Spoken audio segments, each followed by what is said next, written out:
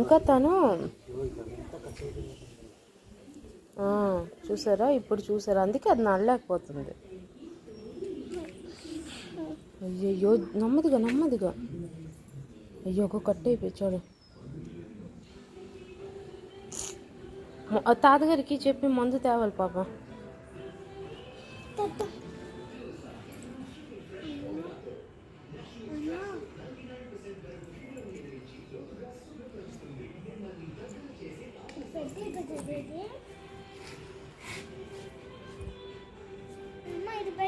ఇది